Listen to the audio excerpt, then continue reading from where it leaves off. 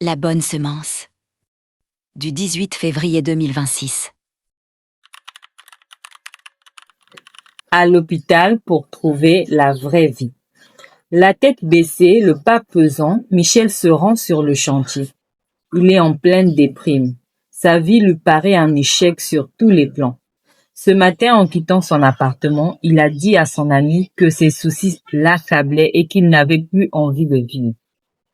En essayant de plaisanter, il dit au chef de ce chantier, « Si tu vois un pendu à l'échafaudage, ce sera moi. » Il monte à l'échelle quand soudain toute la structure s'écroule d'un seul coup. Michel se réveille à l'hôpital, victime de graves fractures, immobilisé pour plusieurs mois. Au fond de lui demeure une impression étrange. Il ne croit pas en Dieu et pourtant il sent que quelqu'un a compris sa détresse et l'a arrêté.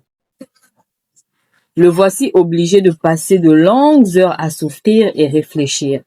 Les semaines s'étirent et deviennent des mois. Sa sœur lui donne une Bible. Un soir de solitude et de désespoir, il l'ouvre. Il veut s'assurer que c'est bien un livre dépassé. Pourtant, il est comme accroché, interpellé. Ce livre l'étonne. Il s'y voit comme dans un miroir qui lui montre le fond de son cœur. Il continue de lire et fait connaissance avec ce Dieu qui pardonne aux pécheurs.